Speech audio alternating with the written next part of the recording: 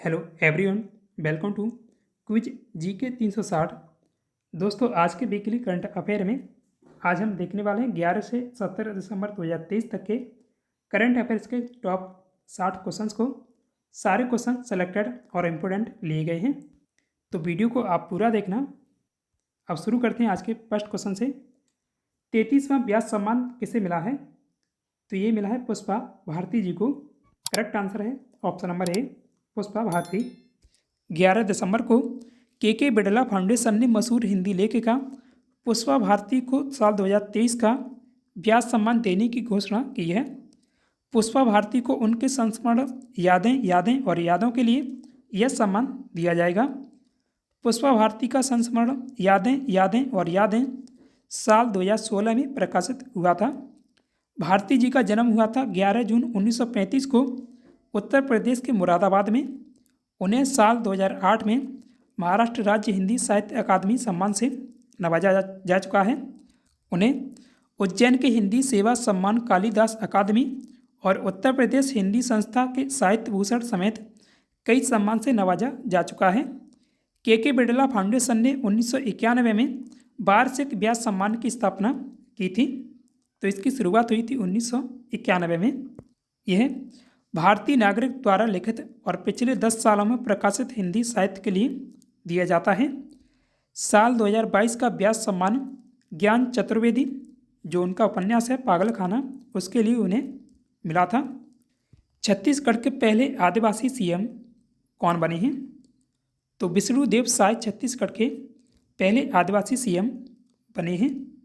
13 दिसंबर को विधानसभा चुनाव 2023 में जीत के बाद बीजेपी नेता विष्णुदेव साय छत्तीसगढ़ के मुख्यमंत्री बने हैं। उन्हें छत्तीसगढ़ के राज्यपाल विश्वभूषण हरिचंदन ने शपथ दिलाई। वे छत्तीसगढ़ के चौथे मुख्यमंत्री हैं। अरुण साव और विजय शर्मा ने छत्तीसगढ़ के उप मुख्यमंत्री के रूप में शपथ ग्रहण की है। विष्णुदेव साय प्रदेश के पहले आदिवासी सीएम बने हैं। उन्होंने अपने राजनीतिक कैरियर की शुरुआत 1989 में बगिया के सरपंच पद से की थी। साल 1990 में वे तपकरा विधानसभा सीट से पहली बार विधायक बने थे। साल 1999 से वह रायगढ़ लोकसभा सीट से 4 बार सांसद चुने गए।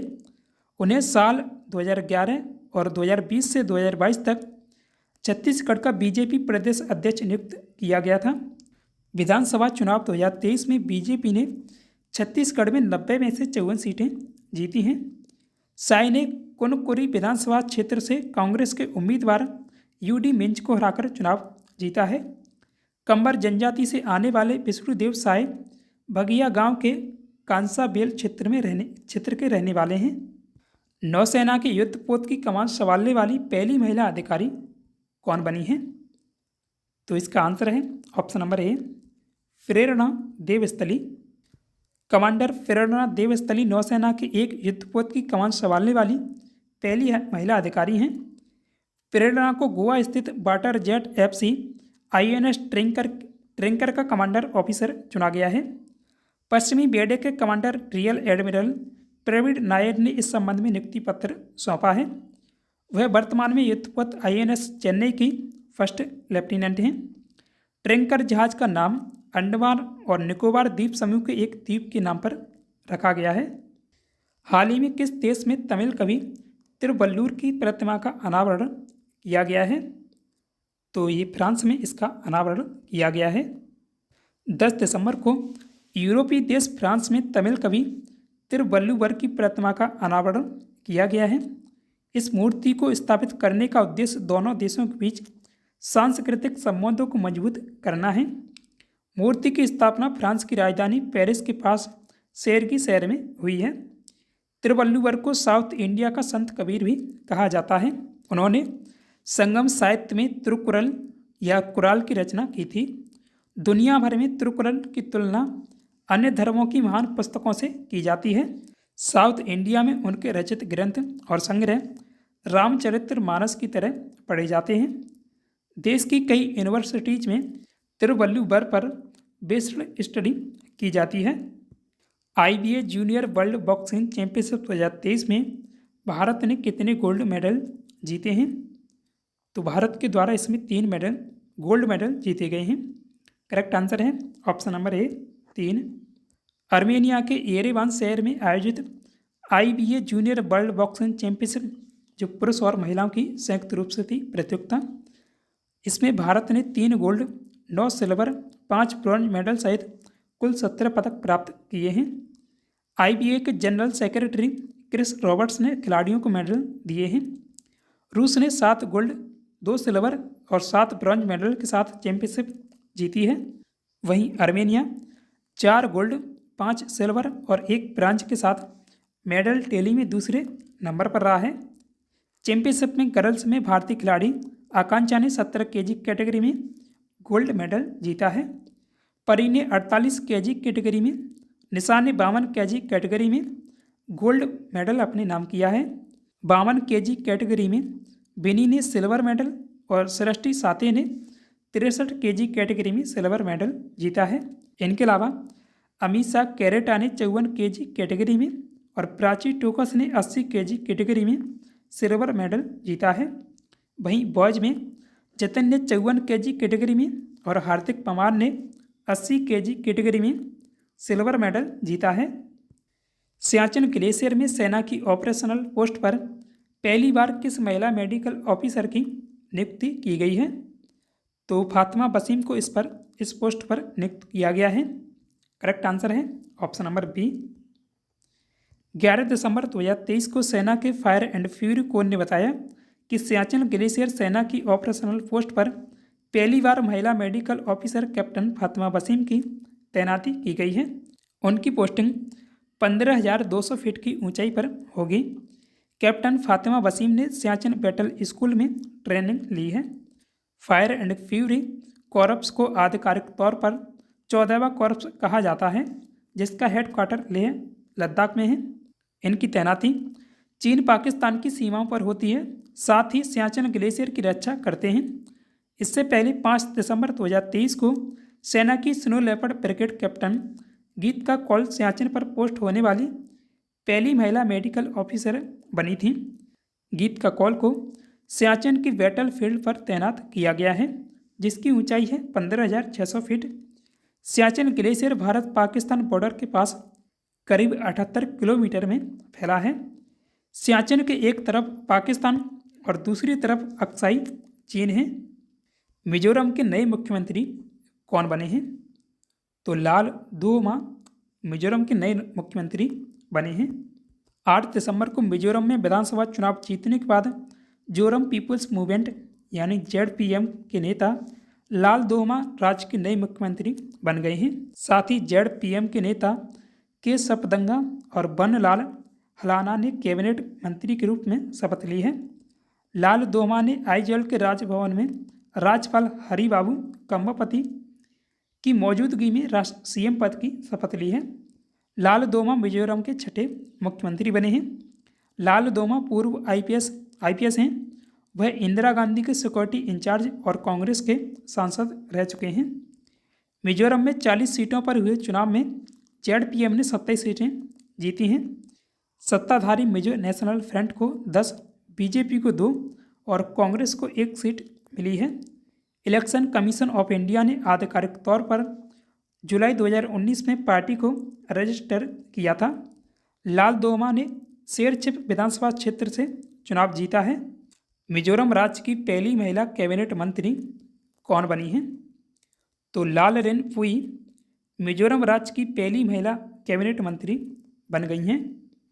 लालरेनपुई को मिजोरम में स्वास्थ्य एवं परिवार कल्याण, समाज कल्याण, आदिवासी मामले, महिला एवं बाल विकास और पर्यटन विभाग का प्रभार दिया गया है। साल 2023-24 के लिए फिक्की का अध्यक्ष किसे नियुक्त किया गया है? तो अनीस शाह इसके अध्यक्ष बनाए गए हैं। 10 दिसंबर को दिल्ली में federation of Indian chambers of commerce and industry यानी फिक्की के 96वें एनुअल कन्वेंशन का आयोजन किया गया है। इसमें फिक्की ने साल 2023-24 के लिए अनीस शाह को अध्यक्ष नियुक्त किया है। अनीस महिंद्रा एंड महिंद्रा के मैनेजिंग डायरेक्टर AMD और CEO हैं। अनीस शाह फिक्की के पूर्व अध्यक्ष सुब्रकांत पांडा की जगह लेंगे या ली है।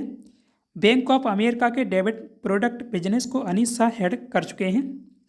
वह बोस्टन में बैन एंड कंपनी, मुंबई में सिटी बैंक के साथ भी काम कर चुके हैं। फिक्की ने शाह के साथ साल 2023-24 की लीडरशिप के लिए हर्षवर्धन अग्रवाल को सीनियर वाइस प्रेसिडेंट नियुक्त किया है। टाइम मैगजीन ने साल 2023 के लिए एथलीट ऑफ द ईयर किसे चुना है? तो लियोन मेसी को इसमें चुना गया है एथलीट ऑफ द ईयर 2023 के लिए। 6 दिसंबर को टाइम मैगजीन ने अर्जेंटीना के फुटबॉलर और कप्तान लियोन मेसी को साल 2023 का एथलीट ऑफ द ईयर चुना है। मेसी यह सम्मान पाने वाले पहले फुटबॉलर बने हैं। मेसी ने यह अवार्ड PSG के किलियन एम्बापे, टेनिस खिलाड़ी नोवाक जोकोविच, बेसबॉल खिलाड़ी आरोन जज को पीछे छोड़कर हासिल किया है। मेसी ने फीफा वर्ल्ड कप 2022 में अर्जेंटीना की जीत में अहम भूमिका निभाई थी। 36 वर्षों में अपना पहला खिताब हासिल किया था अर्जेंटीना टीम ने। उन्हें फीफा ने 2023 में शानदार प्रदर्शन के लिए बैलोन डोर अवार्ड से भी नवाजा है। राजस्थान के 14वें मुख्यमंत्री कौन बने हैं? तो भजनलाल शर्मा इसके 14वें मुख्यमंत्री बने हैं राजस्थान के। सांगानेर से विधायक भजनलाल शर्मा राजस्थान के नए मुख्यमंत्री होंगे। बीते 2 दशक में पहली बार बीजेपी की ओर से राजस्थान में कोई नया चेहरा मुख्यमंत्री होगा। इससे पहले वसुंधरा राजे 2003 से 2008 और 2013 से 2018 तक 2 बार मुख्यमंत्री पद पर रह चुकी हैं, वो बीजेपी से हैं। मुख्यमंत्री भजनलाल शर्मा जयपुर की सांगानेर सीट से विधायक हैं। भजनलाल शर्मा भरतपुर के रहने वाले हैं। राजस्थान में दिया कुमारी और प्रेमचंद्र बैरवा को उप मुख्यमंत्री बनाया गया है, जबकि वासुदेव देवनानी को विधानसभा के स्पीकर या विधानसभा अध्यक्ष बनाया गया है। नए मुख्यमंत्री भजनलाल शर्मा को राजस्थान के राज्यपाल कलराज मिश्र, यहाँ लिख नहीं पाया है, कलराज मिश्र ने शपथ दिलाई है। भजनलाल शर्मा जयपुर की सीट से जीतकर मुख्यमंत्री बनने वाले पहले विधायक हैं और वो पहली बार विधायक बने हैं। 55 वर्षीय भजनलाल शर्मा पहली बार के विधायक हैं जो CM बने हैं। वह बीजेपी के 4 प्रदेश अध्यक्षों के साथ प्रदेश महामंत्री भी रह चुके हैं। विधानसभा चुनाव 2023 में राजस्थान में बीजेपी ने 199 सीटों में से 115 सीटें जीती हैं। यहाँ वैसे सीट 200 हैं, लेकिन एक सीट पर चुनाव नहीं हुआ है। नए मुख्यमंत्री का शपथ ग्रहण समारोह राजस्थान के सबसे पुराने अल्बर्ट हॉल म्यूजियम में हुआ है, जिसका निर्माण हुआ था 1876 में। लीजेंड्स लीग क्रिकेट 2023 किसने जीती है? तो इसका करेक्ट आंसर है option number A, Manipal tigers ने। हरभजन सिंह की कप्तानी वाली मणिपाल टाइगर्स की टीम ने लीजेंड्स लीग क्रिकेट 2023 फाइनल में अर्बन नाइजर्स हैदराबाद को हराकर चैंपियन बनी है। रांची से शुरू हुए रोमांच सफर सूरत में खत्म हुआ है। यह क्रिकेट लीग 6 टीमों के बीच खेली गई है। उप विजेता टीम अर्बन नाइजर्स हैदराबाद के कप्तान सुरेश रैना है। लीजेंड्स लीग क्रिकेट भारत में एक T20 क्रिकेट लीग है, जिसमें सेवानिवृत्त क्रिकेट खिलाड़ी भाग लेते हैं, यानी जो संन्यास ले चुके हैं। Absolute legends sport private limited के स्वामित्व में लीजेंड्स लीग क्रिकेट की स्थापना रमन रहेजा और विवेक कुशालानी ने नवंबर 2021 में की थी। 2023 लीजेंड्स लीग क्रिकेट या LLC season 2 legends league cricket का दूसरा फ्रेंचाइजी सीजन था, जो 18 नवंबर से 9 दिसंबर 2023 तक चला है। डॉक्टर मोहन यादव किस राज्य के नए मुख्यमंत्री बने हैं? तो भी बने हैं मध्य प्रदेश के नए मुख्यमंत्री। 13 दिसंबर को भोपाल में बीजेपी नेता डॉक्टर मोहन यादव ने मध्य प्रदेश के मुख्यमंत्री पद और गोपनीयता की शपथ ली है। जगदीश देवड़ा और राजेंद्र शुक्ल ने डिप्टी यानी उप मुख्यमंत्री के रूप में शपथ ग्रहण की है। मध्य प्रदेश के राज्यपाल मंगूभाई सी पटेल ने मोहन यादव को शपथ दिलाई है। डॉक्टर मोहन यादव मध्य प्रदेश के 20वें मुख्यमंत्री हैं। उन्होंने साल 1982 में माधव विश्वविद्यालय छात्र संघ के सचिव के साथ राजनीतिक कैरियर की शुरुआत की थी। वह साल 2013 में पहली बार उज्जैन दक्षिण सीट से जीतकर विधानसभा पहुंचे थे। 2023 के विधानसभा चुनाव में भी उन्होंने दक्षिण जिले के उज्जैन दक्षिण सीट से ही चुनाव जीता है। साल 2018 में दूसरी बार विधायक बने और शिवराज सरकार में उन्हें उच्च शिक्षा मंत्री बनाया गया था। मैक्स लाइफ इंश्योरेंस के नए अध्यक्ष कौन बने हैं? तो ये राजीव आनंद बने हैं। मैक्स लाइफ इंश्योरेंस सर्विस की सहायक कंपनी मैक्स लाइफ इंश्योरेंस ने राजीव आनंद को नया अध्यक्ष के रूप में नियुक्त किया है। वह पूर्व अध्यक्ष अनलजीत सिंह की जगह लेंगे। राजीव आनंद एक्सिस बैंक के डिप्टी मैनेजिंग डायरेक्टर भी हैं। उन्होंने अप्रैल 2023 में एक्सिस बैंक से जुड़ने के बाद मैक्स लाइफ इंश्योरेंस के नॉन एग्जीक्यूटिव डायरेक्टर के रूप में काम किया है। Max life insurance axis bank और मैक्स ग्रुप की सब्सिडरी कंपनी है। एक्सिस बैंक की मैक्स लाइफ इंश्योरेंस में 19.02% हिस्सेदारी है। मैक्स लाइफ इंश्योरेंस कंपनी की स्थापना 11 जुलाई साल 2000 में हुई थी, जिसका हेडक्वार्टर है नई दिल्ली। साल 2023 में किस भारतीय फोक डांस को यूनेस्को की लिस्ट में शामिल किया गया है? तो इसका करेक्ट आंसर है ऑप्शन नंबर ए, गरबा। 6 दिसंबर को साउथ अफ्रीका के देश बोत्सवाना में United Nations Educational Scientific and Cultural Organization यानी यूनेस्को की इंटेलिजिबल कल्चरल हेरिटेज यानी ICH की बैठक हुई। इसमें यूनेस्को ने गुजरात के पारंपरिक गरबा डांस को सांस्कृतिक धरोहर माना है। नवरात्रि के दौरान किया जाने वाला गरबा गुजरात राज्य का फोक डांस है। गुजरात का गरबा यूनेस्को की लिस्ट में शामिल होने के मामले में भारत की 15वीं ICH एंट्री है। भारत के रामलीला, वैदिक मंत्रोच्चार, कुंभ मेला, दुर्गा पूजा पहले ही यूनेस्को की लिस्ट में शामिल हैं। साल 1945 में यूनेस्को का गठन किया गया था। यूनेस्को यूनाइटेड नेशंस यानी UN का एक ग्रुप है जो दुनिया भर में शिक्षा, विज्ञान, सांस्कृतिक कार्यों के लिए काम करता है। भारत और वियतनाम के बीच सैन्य अभ्यास बिनबैक्स 2023 कहाँ शुरू हुआ है? तो वियतनाम के हनोई में ये प्रारंभ हुआ है। करेक्ट आंसर है ऑप्शन नंबर बी, वियतनाम। दक्षिण चीन सागर में चीन के बढ़ते आक्रामक रवैये की चिंता के बीच भारत और वियतनाम ने संयुक्त सैन्य अभ्यास बिनबैक्स 2023 शुरू किया है। 11 दिवसीय सैन्य अभ्यास का चौथा संस्करण वियतनाम की राजधानी हनोई में प्रारंभ हुआ है। बिनबैक्स 2023 युद्ध अभ्यास 11 से 21 दिसंबर तक चलेगा। बिनबैक्स की शुरुआत हुई थी 2018 में और इसका पहला संस्करण मध्य प्रदेश के जबलपुर में आयोजित किया गया था। यह एक वार्षिक प्रशिक्षण कार्यक्रम है जो वैकल्पिक रूप से भारत और वियतनाम में आयोजित किया जाता है। पिछला संस्करण अगस्त 2022 में चंडी मंदिर स्टेशन सैन्य स्टेशन में आयोजित किया गया था। भारत ने जुलाई 2023 में वियतनाम को अपना सेवारत युद्धपोत INS कृपाण उपहार में दिया था। आसियान यानी दक्षिण पूर्व एशियाई देशों का संगठन के महत्वपूर्ण सदस्य वियतनाम का दक्षिण चीन सागर क्षेत्र में चीन से विवाद है। वर्ष 2023 में 100 स्मार्ट सिटी वाली लिस्ट में किस शहर ने प्रथम स्थान प्राप्त किया है? तो गुजरात के सूरत शहर ने इसमें पहला स्थान प्राप्त किया है। रांची ने 100 स्मार्ट सिटी की लिस्ट 2023 में देश में दूसरा स्थान प्राप्त किया है। वहीं गुजरात के सूरत शहर को प्रथम स्थान मिला है। स्मार्ट सिटी वाले शहरों में विकास के आधार पर केंद्र सरकार द्वारा जारी राज्यों की रैंकिंग में झारखंड को देश भर में प्रथम स्थान प्राप्त हुआ है। स्मार्ट सिटी मिशन को 25 जून 2015 को लॉन्च किया गया था।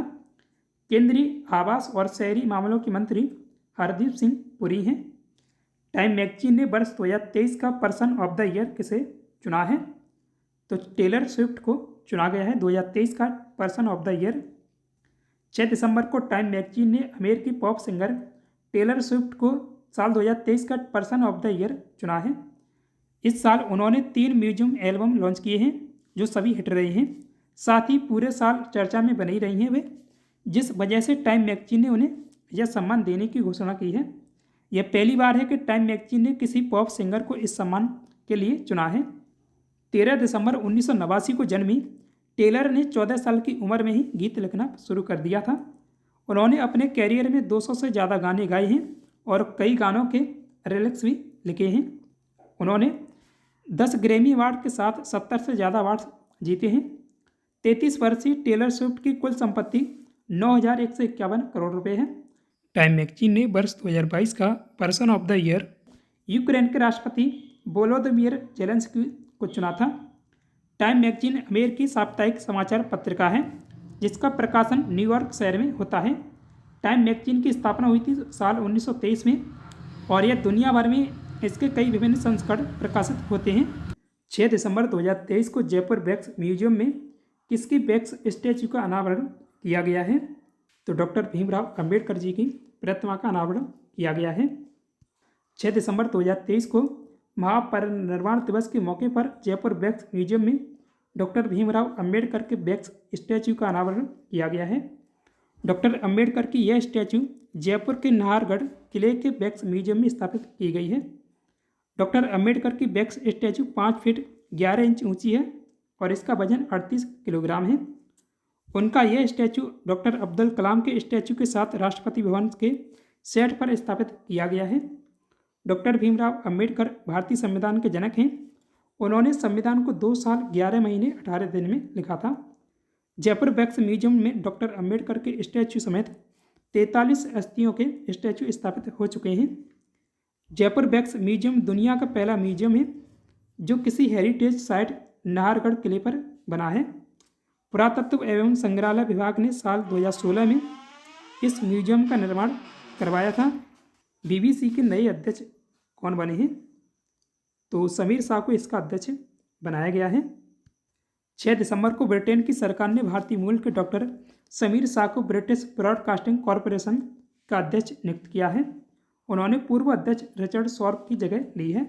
71 वर्षीय समीर शाह को टेलीविजन और विरासत की सेवाओं के लिए साल 2019 में महारानी एलिजाबेथ द्वितीय ने सीबीई अवार्ड से सम्मानित किया था। औरंगाबाद में जन्मे शाह 1960 में इंग्लैंड चले गए थे। उन्होंने बीबीसी में समसामयिक और राजनीतिक कार्यक्रमों के प्रमुख रूप में काम किया है। बीबीसी यूनाइटेड किंगडम की सरकारी ब्रॉडकास्टिंग कंपनी है। बीबीसी की स्थापना साल 1922 में हुई थी, जिसका हेडक्वार्टर लंदन यूके में स्थित है। Quality of living city ranking 2023 में भारत के किस शहर को पहला स्थान मिला है? तो भारतीय शहर बेंगलुरु को इसमें पहला स्थान दिया गया है। 11 दिसंबर को फाइनेंशियल सर्विस कंपनी मर्सन ने रहने के लिहाज से सभी देशों के शहरों की लिस्ट जारी की है। इस लिस्ट में भारतीय शहरों में हैदराबाद ने पहले नंबर पर जगह बनाई है। मर्सल की इस रैंकिंग में हैदराबाद को विश्व स्तर पर 153वीं रैंक मिली है। 154वीं रैंक पर पुणे है और भारतीय शहरों में इसे दूसरा स्थान मिला है। लाइफ क्वालिटी रैंकिंग में दुनिया के शहरों में पहले नंबर पर ऑस्ट्रिया का वियना है। स्विट्जरलैंड का ज्यूरिख दूसरे नंबर पर है और न्यूजीलैंड की राजधानी ऑकलैंड तीसरे स्थान पर है। मर्सल ने दुनिया भर के शहरों में प्रवासी श्रमिकों और उनके परिवारों की सुविधाओं के आधार पर यह रिपोर्ट जारी की है। इस लिस्ट में चेन्नई 161वें, मुंबई 164, कोलकाता 170 और नई दिल्ली 172वें स्थान पर है। मर्सल की स्थापना साल 1945 में हुई थी और जिसका हेडक्वार्टर है न्यूयॉर्क, अमेरिका में। इंडिगो एयरलाइन मार्केट कैपिटलाइजेशन के हिसाब से दुनिया की सबसे बड़ी एयरलाइन बन गई है, तो वो छठवीं बड़ी एयरलाइन बनी है। करेक्ट आंसर है ऑप्शन नंबर ए, छठवीं। 13 दिसंबर को मार्केट कैपिटलाइजेशन के हिसाब से इंडिगो दुनिया की छठवीं सबसे बड़ी एयरलाइन कंपनी बन गई है। इंडिगो ने अमेरिका की यूनाइटेड एयरलाइंस को पीछे छोड़ दिया है। इंडिगो एयरलाइंस का मार्केट कैप 13.7 बिलियन डॉलर है, यानी 1.15 लाख करोड़ रुपए है। यूनाइटेड एयरलाइंस का मार्केट कैप 13.5 बिलियन डॉलर है, यानी 1.12 लाख करोड़ रुपए है। इस लिस्ट में पहले नंबर पर डेल्टा एयरलाइंस है, जिसका मार्केट कैप है 26.54 बिलियन डॉलर। वित्त वर्ष 2023-24 की दूसरी तिमाही में इंडिगो को 188.9 करोड़ रुपए का मुनाफा हुआ था। इंडिगो एयरलाइंस की स्थापना अगस्त 2006 में हुई थी और ये भारतीय एयरलाइंस है। International tennis hall of fame में शामिल होने वाले पहले एशियाई खिलाड़ी कौन बने हैं? तो इसका करेक्ट आंसर है ऑप्शन नंबर डी, ए और बी दोनों, लिएंडर पेस और विजय अमृतराज। 13 दिसंबर 2023 को international tennis hall of fame में भारत के 2 दिग्गज खिलाड़ी लिएंडर पेस और प्रमोटर विजय अमृतराज को जगह मिली है। पेस और विजय यह सम्मान पाने वाले पहले एशियाई खिलाड़ी बन गए हैं। 69 वर्षीय विजय अमृतराज ने साल 1993 में टेनिस से संन्यास लिया था। लिएंडर पेस ने साल 2020 में टेनिस से रिटायरमेंट लिया था। वह मेंस सिंगल्स और मिक्स टूर्नामेंट में 18 ग्रैंड स्लैम खिताब जीत चुके हैं। वह 37 हफ्ते तक ATP युगल रैंकिंग में टॉप पर काबिज रहे थे। विजय अमृत राज को टेनिस में योगदान देने वालों की कैटेगरी में सेलेक्ट किया गया है। अब तक इस लिस्ट में 27 देशों के 264 लोगों को शामिल किया गया है। भारत इसमें शामिल होने वाला 28वां देश बन जाएगा। International tennis hall of fame की स्थापना साल 1954 में हुई थी। International tennis hall of fame museum Newport America में स्थित है। संयुक्त राष्ट्र के Diwali power of one awards 2023 से किसे सम्मानित किया गया है? तो इसका करेक्ट आंसर है ऑप्शन नंबर बी, बान की मून। संयुक्त राष्ट्र के पूर्व प्रमुख बान की मून को दिवाली फाउंडेशन US द्वारा आयोजित 2023 Diwali the power of one award समारोह में लाइफ टाइम अचीवमेंट पुरस्कार से सम्मानित किया गया है। यह अवार्ड शांतिपूर्ण और सुरक्षित दुनिया बनाने में उनके निस्वार्थ प्रयासों के लिए दिया जाता है। इस पुरस्कार को कूटनीति का ऑस्कर भी कहा जाता है। बान की मून संयुक्त राष्ट्र के 8वें महासचिव थे। उन्होंने जनवरी 2007 से दिसंबर 2016 तक दुनिया के शीर्ष राजनयिक के रूप में दो कार्यकाल तक सेवा दी थी। संयुक्त राष्ट्र में भारत के स्थायी प्रतिनिधि रुचिरा कंबोज हैं। इस अवार्ड की स्थापना दिवाली फाउंडेशन US ने 2017 में की थी। पहले खेलो इंडिया पैरा गेम्स 2023 कहाँ शुरू हुए हैं? तो इसका करेक्ट आंसर है ऑप्शन नंबर सी। इनका आयोजन किया जा रहा है दिल्ली में। ये जो पहले खेलो इंडिया पैरा गेम्स हो रहे हैं, इनका शुभंकर है उज्ज्वला या गौरैया। हाल ही में भारतीय नौसेना ने अभ्यास प्रस्थान कहाँ आयोजित किया है? तो मुंबई में ये आयोजित किया जाता है। करेक्ट आंसर होगा ऑप्शन नंबर ए। भारतीय नौसेना मुंबई तट पर द्विवार्षिक अभ्यास प्रस्थान आयोजित करती है। यह अभ्यास हर 6 महीने में आयोजित किया जाता है। भारतीय नौसेना ने अन्य रक्षा राज्य और नागरिक एजेंसियों के साथ मिलकर 2 चरणों वाला अभ्यास प्रस्थान पूरा किया है। मुंबई बंदरगाह से लगभग 83 किलोमीटर दूर तेल और प्राकृतिक गैस निगम यानी ONGC के R12A या रतन प्लेटफार्म पर आयोजित किया गया था।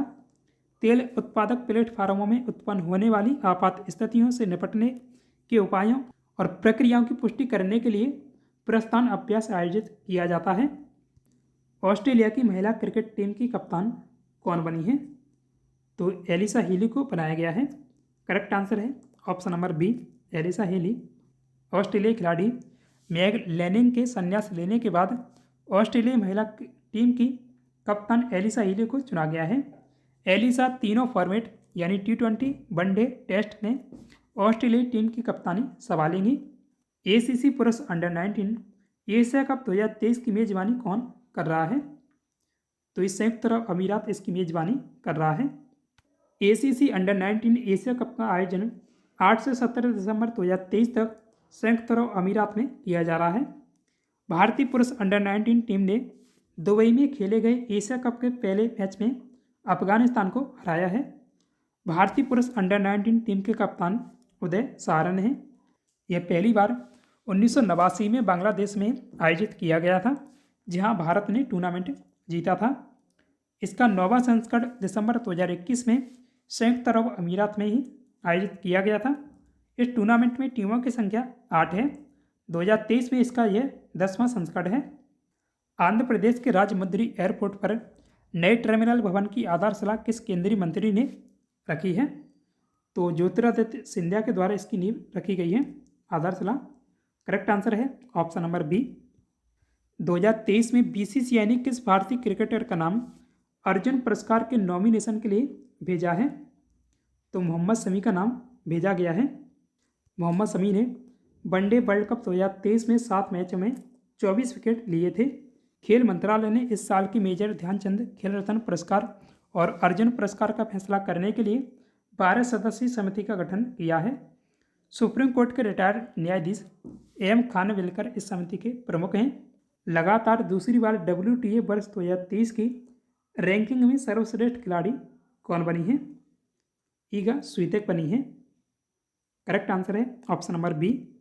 लगातार दूसरे साल सत्र के आखिर में नंबर 1 रैंकिंग हासिल करके ईगा स्वीतेक ने लगातार दूसरी बार WTA वर्ष की सर्वश्रेष्ठ खिलाड़ी का पुरस्कार हासिल किया है। यह श्रेय हासिल करने वाली वह सेरेना विलियम्स के बाद दूसरी महिला टेनिस खिलाड़ी बन गई हैं। पिछले साल 2022 में खेल से संन्यास लेने वाली सेरेना विलियम्स 2012 से 2015 के बीच हर साल वर्ष की सर्वश्रेष्ठ खिलाड़ी रही हैं।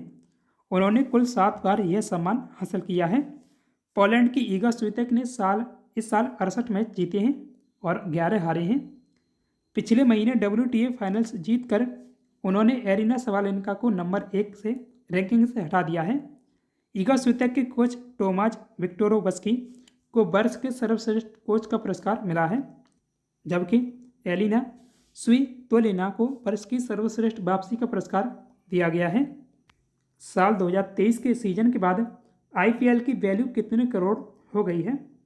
तो इसका आंसर है ऑप्शन नंबर बी, 89,259 करोड़ रुपये। 12 दिसंबर को ब्रांड फाइनेंस की जारी एक रिपोर्ट के मुताबिक इंडियन प्रीमियर लीग यानी IPL की ब्रांड वैल्यू 28% बढ़ गई है।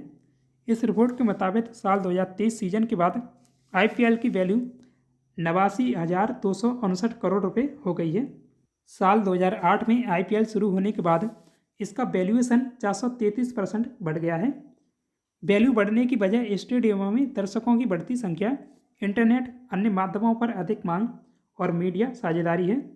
IPL में सबसे ज़्यादा ब्रांड वैल्यू 725 करोड़ रुपए वाली टीम मुंबई इंडियंस की है। दूसरे नंबर पर चेन्नई सुपर किंग्स 675 करोड़ और कोलकाता नाइट राइडर्स 655 करोड़ के साथ तीसरे नंबर पर है। लखनऊ सुपर जायंट्स सबसे तेज़ी से बढ़ने वाला ब्रांड है, जिसका एक साल में ब्रांड वैल्यू 48% बढ़ी है। वर्ष 2023 में पूर्वी क्षेत्रीय परिषद की 26वीं बैठक की अध्यक्षता किसने की है? तो केंद्रीय गृह मंत्री अमित शाह के द्वारा इसकी अध्यक्षता की गई है और इसका आयोजन किया गया था पटना, बिहार में। कलबुर्गी ओपन टेनिस टूर्नामेंट 2023 पुरुष सिंगल्स के विजेता कौन बने हैं? तो भारतीय टेनिस खिलाड़ी राजकुमार रामनाथन बने हैं। हर साल विश्व मानव अधिकार दिवस कब मनाया जाता है? सही जवाब है ऑप्शन नंबर ए, 10 दिसंबर को। भारत में 28 सितंबर 1993 से मानव अधिकार कानून अमल में लाया गया था। 12 अक्टूबर 1993 को राष्ट्रीय मानव अधिकार आयोग का गठन किया गया था। संयुक्त राष्ट्र महासभा द्वारा 10 दिसंबर 1948 को घोषणा पत्र को मान्यता दिए जाने पर 10 दिसंबर का दिन मानव अधिकार दिवस के रूप में सुनिश्चित किया गया था। हालांकि आधिकारिक तौर पर इस दिन की घोषणा 1950 में हुई थी। 2023 में इस दिवस की थीम है सभी के लिए स्वतंत्रता, समानता और न्याय। देश का पहला बुलेट ट्रेन स्टेशन कहाँ बनकर तैयार हो गया है? तो अहमदाबाद, गुजरात में बना है। केंद्रीय रेल मंत्री अश्विनी वैष्णव ने बताया कि देश का पहला बुलेट ट्रेन स्टेशन बनकर तैयार हो चुका है। इस स्टेशन को जापान की मदद से तैयार किया गया है। यह स्टेशन गुजरात के अहमदाबाद शहर में स्थित है। इस बुलेट ट्रेन की मैक्सिमम स्पीड 350 किलोमीटर प्रति घंटा है। पहली बुलेट ट्रेन अहमदाबाद और मुंबई के बीच चलेगी। अहमदाबाद मुंबई बुलेट ट्रेन परियोजना के तहत 508 किलोमीटर लंबी पटरी बिछाई जा रही है। यह ट्रेन सुरंगों, समुद्र के नीचे से होकर गुजरेगी। इस परियोजना का बजट है 1.8 लाख करोड़ रुपए। उत्तराखंड ग्लोबल इन्वेस्टर्स समिट 2023 का उद्घाटन किसने किया है? तो PM मोदी के द्वारा इसका उद्घाटन किया गया है। इस सम्मेलन में देश दुनिया के 5000 से ज़्यादा इन्वेस्टर्स और डेलीगेट्स शामिल हुए। उत्तराखंड में अडानी ग्रुप 2500 करोड़ रुपए का विभिन्न क्षेत्रों में इन्वेस्ट करेगा। पीस टू प्रोस्पेरिटी उत्तराखंड सरकार ने इस बार ग्लोबल इन्वेस्ट समिट की थीम रखी है। RBI ने 5वीं बार रेपो रेट को कितने प्रतिशत बरकरार रखा है? तो करेक्ट आंसर है ऑप्शन नंबर बी, 6.5%। हाल ही में जारी मॉर्निंग कंसल्ट की ग्लोबल लीडर्स की लेटेस्ट रेटिंग लिस्ट 2023 में शीर्ष पायदान पर कौन है? तो PM मोदी इसमें शीर्ष स्थान पर हैं। करेक्ट आंसर है ऑप्शन नंबर ए। केंद्रीय मंत्री नितिन गडकरी ने साउथ एशिया के सबसे बड़े कंस्ट्रक्शन इक्विपमेंट इवेंट एक्सकॉन 2023 का शुभारंभ कहाँ किया है? तो बेंगलुरु, कर्नाटक में इसका आयोजन किया गया है। करेक्ट आंसर है ऑप्शन नंबर ए। देश का पहला इलेक्ट्रिक एक्सकेवेटर किस कंपनी ने लॉन्च किया है? तो इसका राइट आंसर है option number B, Volvo construction equipment company ने साल 2024 में पद्म पानी लाइफ टाइम अचीवमेंट अवार्ड से किसे सम्मानित किया जाएगा? तो ये अवार्ड मिलेगा जावेद अख्तर को। प्रसिद्ध गीतकार पटकथा लेखक जावेद अख्तर को अजंता एलोरा फिल्म फेस्टिवल में पद्म पानी लाइफ टाइम अचीवमेंट अवार्ड से सम्मानित किया जाएगा। इस महोत्सव का 9वां संस्करण होगा ये। अख्तर हिंदी सिनेमा की क्लासिकल फिल्मों जैसे जंजीर, दीवार, शोले, डॉन, मिस्टर इंडिया आदि के सह लेखक हैं। पुरस्कार समारोह 3 जनवरी 2024 को छत्रपति संभाजीनगर के MGM विश्वविद्यालय परिसर में रुक्मणी सभागार में होगा। इस पुरस्कार में 2 लाख रुपए की पुरस्कार राशि, सम्मान राशि दी जाती है। आंद्रे ब्रूगेर का हाल ही में निधन हो गया। वे किस क्षेत्र से संबंधित थे? तो वे एक अभिनेता थे। 11 दिसंबर को हॉलीवुड के मशहूर एक्टर या अभिनेता आंद्रे ब्रूगेर का निधन हो गया। आंद्रे ने साल 2013 से 2021 के बीच टेलीकास्ट हुई हॉलीवुड की मशहूर टीवी सीरीज ब्रुकलिन 99 में कैप्टन रेमंड का रोल निभाया था। आंद्रे ब्रूगेर फैंटास्टिक फोर और पैसेंजर्स जैसी फिल्मों और सीरीज में नजर आए थे। वह अपने कॉमिक रोल के लिए हॉलीवुड में काफ़ी मशहूर थे। उन्होंने साल 1993 से 1999 तक टेलीकास्ट हुई drama series homicide life on the street में पुलिस इंस्पेक्टर का रोल प्ले किया था, जिससे उन्हें पहचान मिली थी। उन्हें 11 बार प्राइम टाइम एमी अवार्ड्स में नॉमिनेशन मिला है, जिसमें से 2 बार एमी अवार्ड विजेता बने हैं। एमी के अलावा उन्हें 2 गोल्डन ग्लोबल अवार्ड के लिए भी नॉमिनेट किया जा चुका है। साल 1997 में पीपल मैगजीन ने आंद्रे का नाम दुनिया के 50 सबसे ब्यूटीफुल लोगों में शामिल किया था। साल 1962 में शिकागो में जन्मे आंद्रे ने स्टेफन फोर्ड यूनिवर्सिटी से पढ़ाई की है। सुप्रीम कोर्ट ने जम्मू कश्मीर से आर्टिकल 70 हटाने के फैसले को बरकरार रखा है। इसे केंद्र सरकार द्वारा कब हटाया गया था? तो 2019 में इसे हटाया गया था। आर्टिकल 370 को ओपन AI के पुनः CEO कौन बने हैं? तो सैम अल्टमैन इसके नए CEO पुनः CEO बने हैं। पहले भी ये इसके CEO थे। ओपन AI ने नवंबर 2022 में दुनिया के लिए चैट GTP लॉन्च किया था। इस AI टूल ने तेज़ी से लोकप्रियता हासिल की है। म्यूजिक और पोएट्री लिखने से लेकर निबंध लिखने तक चैट GTP बहुत सारे काम कर सकता है। यह एक कन्वर्सेशनल AI है जो आपको इंसानों की तरह जवाब देता है। हाल ही में हम्प द्वितीय विश्व युद्ध संग्रहालय का उद्घाटन कहाँ किया गया है? तो अरुणाचल प्रदेश में इसका उद्घाटन किया गया है। भारत में अमेरिकी राजदूत एरिक गारसेटी अरुणाचल प्रदेश के दौरे पर आए। गारसेटी ने अरुणाचल प्रदेश के मुख्यमंत्री पेमा खांडू के साथ पूर्वी सियांग जिले का दौरा किया है। यहाँ उन्होंने अरुणाचल के पासीघाट में हम्प द्वितीय विश्व युद्ध संग्रहालय का उद्घाटन किया है। गौरतलब है कि हम्प द्वितीय विश्व युद्ध संग्रहालय कई मायनों में अनोखा संग्रहालय है। इसमें एक अमेरिकी विमान के अवशेष रखे गए हैं जो दूसरे विश्व युद्ध के दौरान अरुणाचल प्रदेश में क्रैश हो गया था। द हम्प नाम की जगह हिमालय के ऊपर से उड़ान भरने के दौरान यह प्लेन क्रैश हुआ था। लाल किले में प्रथम भारतीय कला वास्तुकला डिजाइन द्विवार्षिक सम्मेलन 2023 का उद्घाटन किसने किया है? तो PM मोदी के द्वारा इसका उद्घाटन किया गया है। 9 से 15 दिसंबर 2023 तक यह सम्मेलन नई दिल्ली में लाल किले पर आयोजित किया गया। विकसित भारत @2047 युवाओं की आवाज़ योजना को किसने लॉन्च किया है? तो PM मोदी के द्वारा लॉन्च किया गया है। इस योजना का उद्देश्य भारत की आज़ादी के 100 साल पूरे होने पर देश को विकसित राष्ट्र बनाना है। इस लक्ष्य को पूरा करने में युवाओं की भागीदारी के लिए देश भर में वर्कशॉप आयोजित की जाएगी। भारत को विकसित देशों की लिस्ट में शामिल होने के लिए 4 पैमानों पर खरा उतरना होगा। हाल ही में किस देश के क्रिकेटर केन विलियमसन ने टेस्ट में 29वां शतक लगाकर डॉन ब्रैडमैन और विराट कोहली की बराबरी की है? तो ये न्यूजीलैंड के क्रिकेटर हैं। यह उनके टेस्ट कैरियर का 29वां शतक था। इसके साथ ही उन्होंने ऑस्ट्रेलिया के महान बल्लेबाज डॉन ब्रैडमैन और भारतीय टीम के पूर्व कप्तान विराट कोहली की बराबरी कर ली है। कोहली और ब्रैडमैन के टेस्ट में इतने ही शतक हैं। 2010 में टेस्ट में डेब्यू करने वाले विलियमसन न्यूजीलैंड के लिए सबसे ज़्यादा टेस्ट रन बनाने वाले खिलाड़ी हैं। बीसीसीआई ने वीमेंस प्रीमियर लीग यानी WPL के लिए नई कमेटी का गठन किया है। इसका प्रमुख किसे बनाया गया है? तो रोजर बिन्नी इसके प्रमुख बनाए गए हैं। 1 दिसंबर 2023 तक समाप्त सप्ताह में देश का कुल विदेशी मुद्रा भंडार बढ़कर कितने अरब डॉलर हो गया है? तो इसका आंसर है ऑप्शन नंबर बी, 604.04 अरब डॉलर। प्रतिवर्ष अंतर्राष्ट्रीय पर्वत दिवस कब मनाया जाता है? तो ये दिवस मनाया जाता है 11 दिसंबर को, और 11 दिसंबर को ही यूनिसेफ दिवस भी मनाया जाता है। यह दिवस पहली बार 2003 में मनाया गया था। अंतर्राष्ट्रीय पर्वत दिवस 2023 की थीम है रिस्टोरिंग माउंटेन इको सिस्टम। हाल ही में किस देश की डॉक्टर गाओ याओजी का निधन हुआ? तो चीन की प्रसिद्ध डॉक्टर थी वे। सड़क परिवहन और राजमार्ग मंत्रालय ने ट्रक ड्राइवरों के लिए कब से एयर कंडीशनर केबिन कंपलसरी करने की घोषणा की है? तो 2025 से ये कंपलसरी किया जाएगा।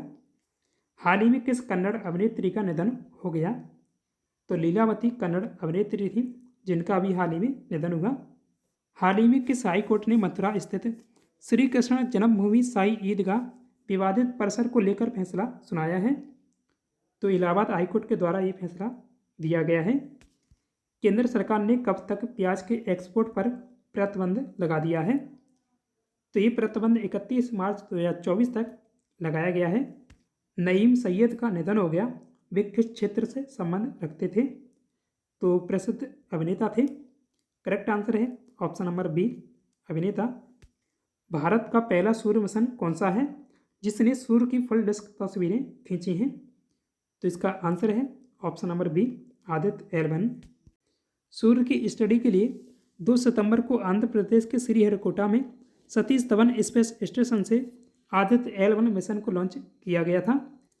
RBI ने हेल्थ केयर और एजुकेशन के लिए UPI ट्रांजेक्शन लिमिट 1 लाख से बढ़ाकर कितनी कर दी है? तो 5 लाख रुपए कर दी गई है। RBI ने म्यूचुअल फंड सब्सक्रिप्शन, बीमा प्रीमियम सब्सक्रिप्शन, क्रेडिट कार्ड की रिपेमेंट लिमिट भी बढ़ा दी है। इसकी लिमिट 15,000 से बढ़ाकर 1 लाख रुपये प्रति लेन देन कर दिया है। UPI भारत में रियल टाइम पेमेंट सिस्टम है जो स्मार्टफोन से किसी भी बैंक से दूसरे बैंक में इंस्टेंट ट्रांजेक्शन करता है। National payment corporation of India यानी NPCI ने UPI को 11 अप्रैल 2016 को लॉन्च किया था। RBI की स्थापना हुई थी 1 अप्रैल 1935 को और इसका हेडक्वार्टर मुंबई महाराष्ट्र में है। सो दोस्तों, आज के इस सेशन में बस इतना ही। और आपके लिए आज का टेस्ट क्वेश्चन है, गेटवे ऑफ इंडिया का उद्घाटन कब किया गया था? तो इसका आंसर आप कमेंट में कमेंट करें। सो दोस्तों, आशा करता हूँ आपको वीडियो पसंद आया होगा। वीडियो को लाइक करें।